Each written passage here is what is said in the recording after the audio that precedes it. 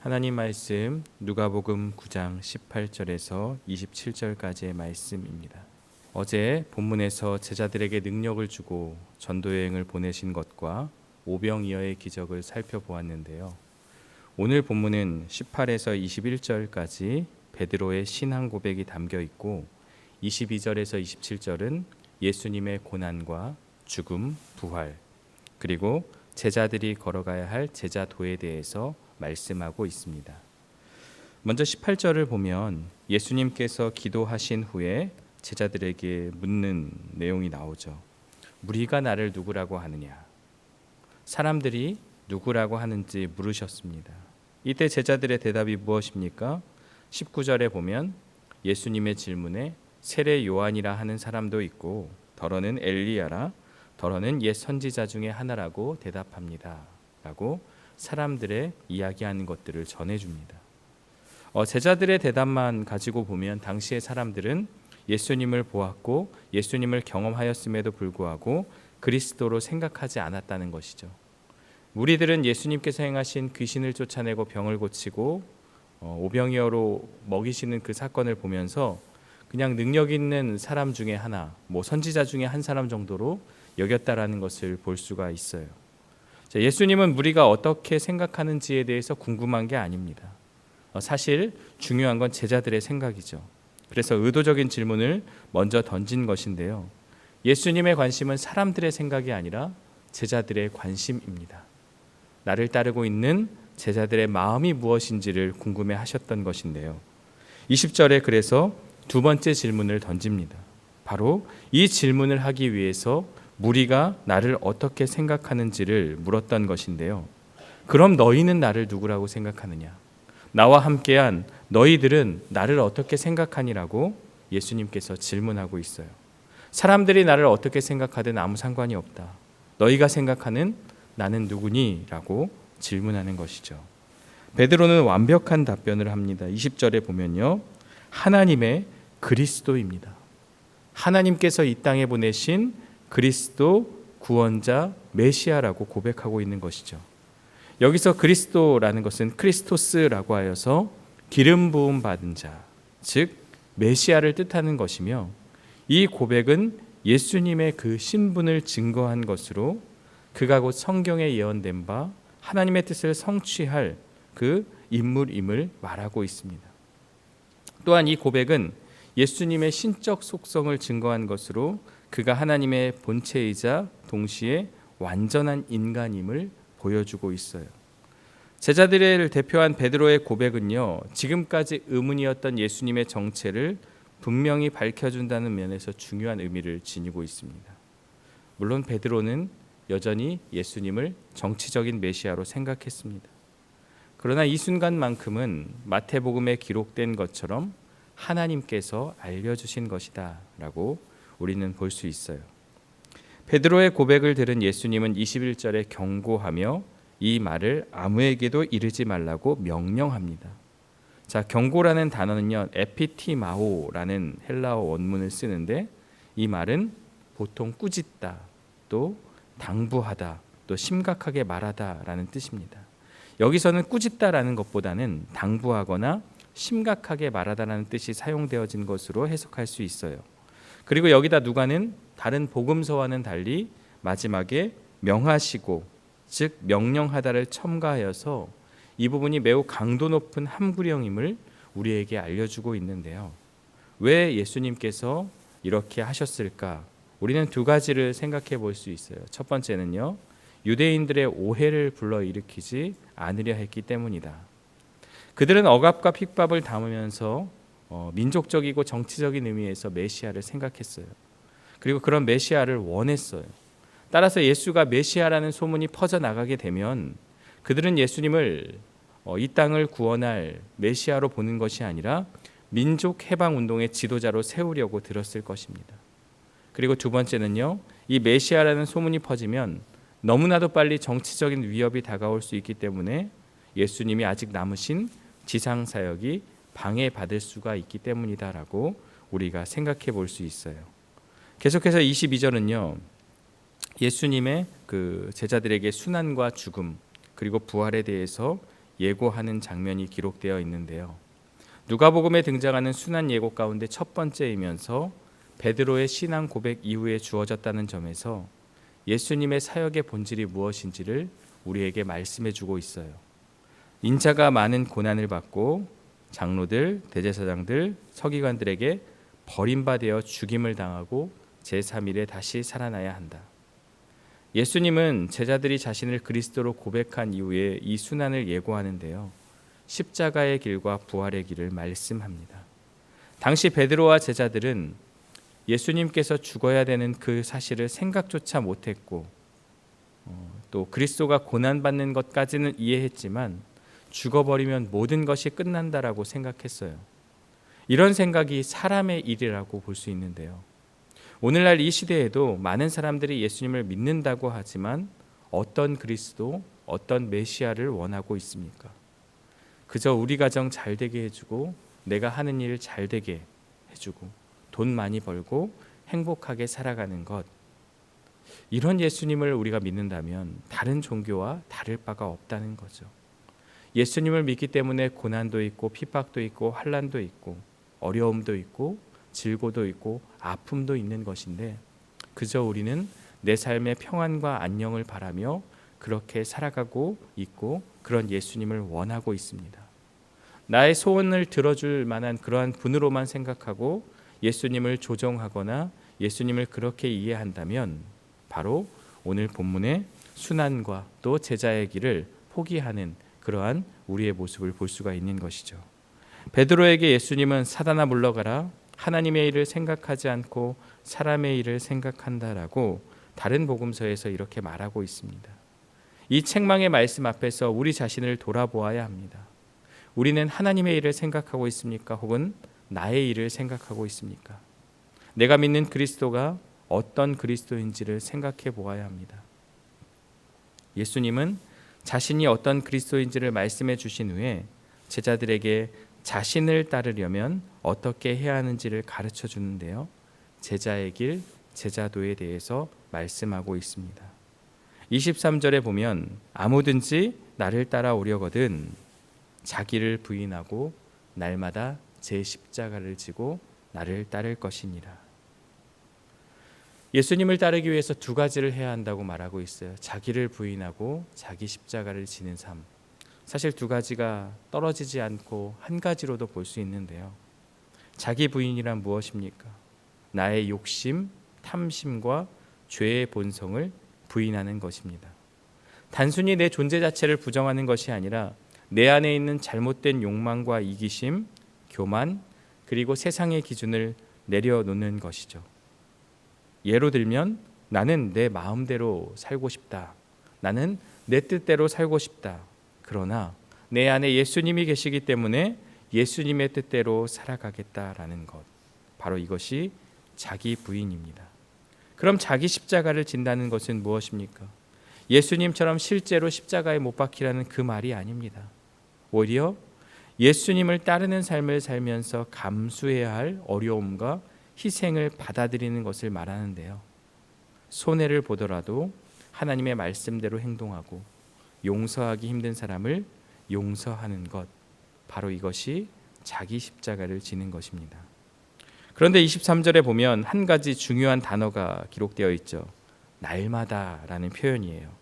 날마다 제 십자가를 지고 나를 따를 것이니라. 십자가를 지는 삶이란 한 번만 결단하는 것이 아니라 일회성의 결단이 아니라 매일의 삶 속에서 하나님의 뜻을 따라 선택하는 것을 말한다라고 볼 수 있어요. 자기 부인과 자기 십자가를 지는 것은 정말 힘든 일이죠. 정말 힘든 일입니다. 그런데 예수님은 우리에게 뭐라고 말씀하시냐면 내 멍에는 쉽고 내 짐은 가볍다라고 말씀하고 있어요. 왜냐하면 혼자 힘으로 감당하는 것이 아니라 예수님이 함께 하시기 때문입니다. 내 힘이 아니라 하나님의 은혜로 감당하는 것. 그래서 우리는 십자가의 길을 걸어갈 수 있는 것이죠.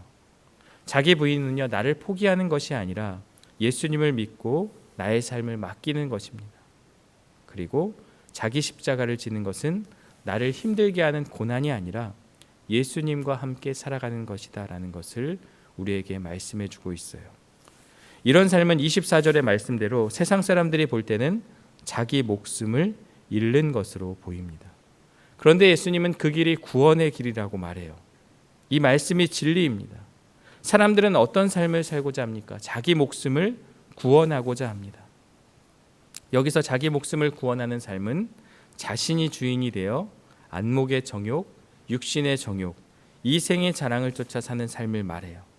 이 삶은 자기 목숨을 구원하는 것이 아니라 도리어 잃게 된다고 우리에게 말씀하고 있습니다. 나를 위하여 자기 목숨을 잃으면 구원하리라. 예수님을 위해 희생하고 헌신하는 자는 오히려 영원한 생명을 얻게 된다고 말씀하고 있습니다. 나를 위하여 살겠습니까? 아니면 우리 예수님을 위하여 살겠습니까? 우리 자신을 위하여 살겠습니까? 아니면 예수님을 위하여 우리의 삶을 살겠습니까? 우리는 이 땅에 와서 나그네의 삶을 살아가게 됩니다. 이방인, 외국인과 같은 삶을 살게 되는 것이죠. 왜냐하면 우리는 하나님 나라를 바라보는 하나님 나라의 사람이기 때문에 이 땅의 것을 쫓아 살아가게 되면 삶을 마감하게 되고 이 땅을 떠나게 되면 허무함과 또한 고통과 아픔만 남게 됩니다. 그러나 우리 주님을 바라보고 하나님 나라를 위해 살아가면, 하나님 나라를 바라보고 살아가면 허무함이 아니라 기쁨과 또한 하나님의 은혜로 말미암아 우리가 살아갈 수 있게 되는 것이죠. 자, 여기 본문에 보시면 목숨이라는 단어가 나와요. 이 목숨은 푸시케라고 하는데 생명만을 말하는 게 아니라 영혼과 삶의 방향을 의미하고 있는 것이죠. 자기 중심적인 삶을 살면 결국 영원한 가치를, 그 목숨을 잃게 되고 삶의 방향을 잃게 되고, 예수님을 위해 자기를 내려놓으면 영원한 생명, 영혼을 얻게 되고 삶의 방향이 예수님이 된다라는 것을 우리에게 말하고 있어요. 25절에 보면요, 온 천하를 얻고도 세상의 모든 부와 권력을 차지한다 해도라는 뜻이죠. 자기를 잃든지 빼앗기든지 하면, 자신의 영혼을 잃어버린다면 무엇이 유익하리요? 그것이 무슨 소용이 있겠습니까? 온 천하가, 부와 권력이 내 영혼이 잃어버리게 된다면 그것이 무슨 소용이 있는지 우리에게 말씀하고 있습니다. 예수님은 세상의 성공이 영원한 생명보다 중요하지 않다고 강조합니다.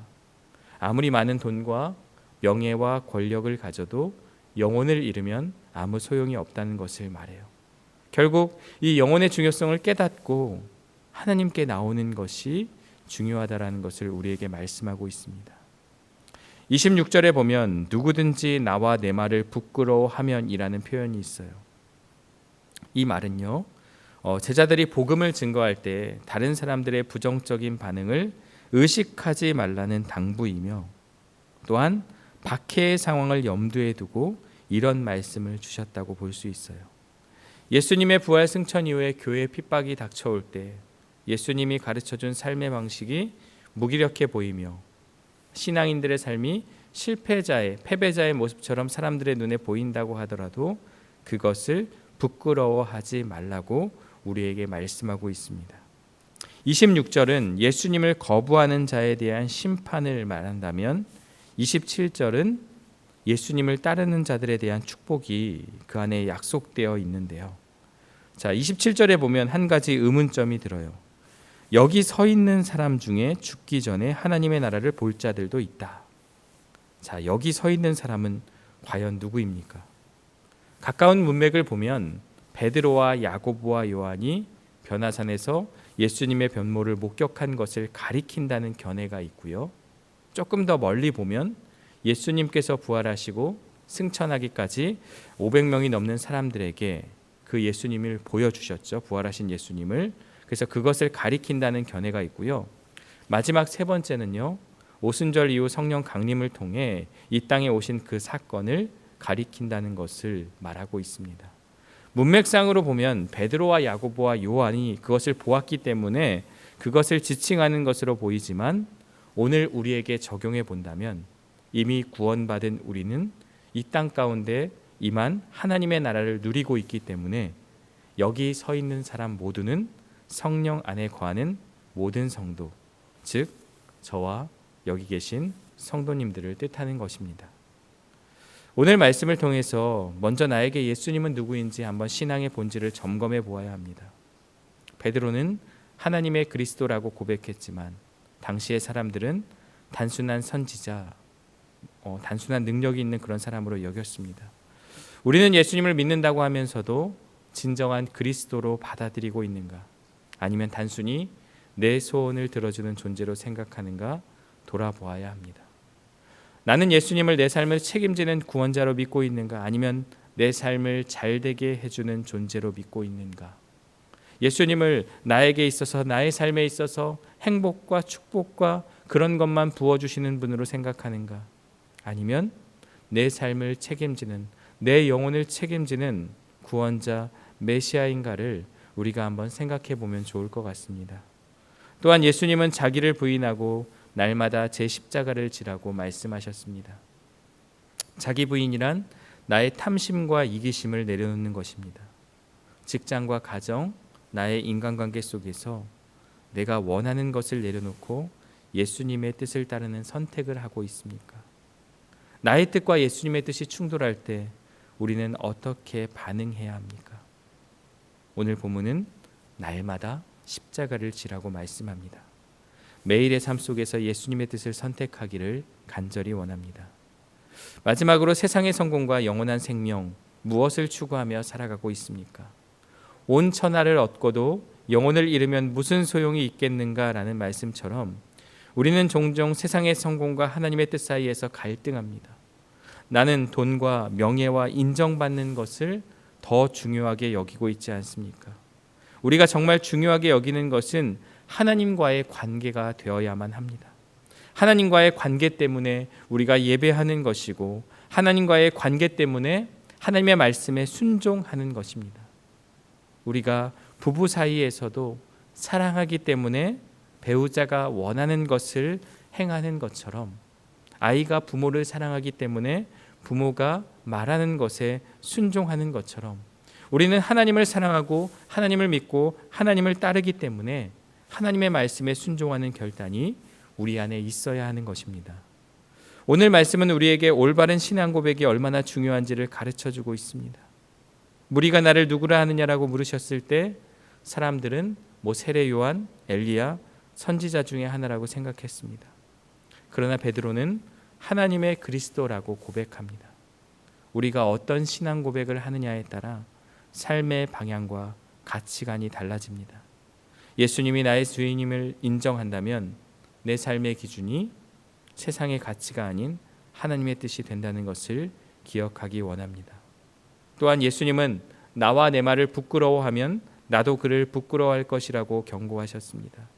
예수님을 따르는 길이 때로는 어렵고 손해처럼 보일지라도 우리가 담대히 예수님을 따르고 믿음으로 살아갈 때 영원한 생명을 얻게 됨을 기억하기를 간절히 원합니다.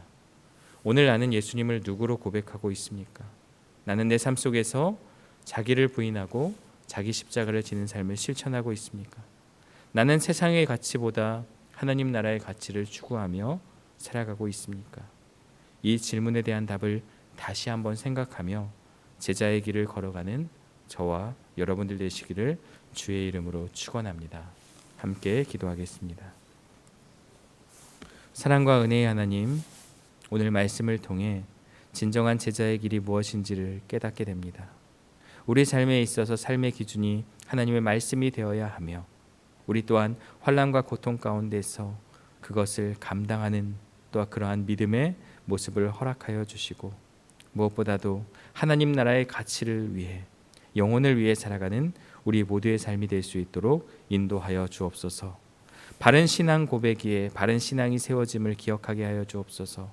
나의 삶의 모든 것들 가운데 예수님을 주인으로 모시는 그러한 삶의 고백 따라 나의 삶의 모습이 되게 하여 주시고 하나님의 뜻을 따르는 삶이 나의 열심과 나의 어떤 그러한 모습을 드러내기 위함이 아니라 하나님을 사랑하기 때문에 하나님과의 그 관계 가운데서 순종하는 삶이 우리 가운데 있게 하여 주옵소서. 예수 그리스도의 이름으로 기도드리옵나이다. 아멘.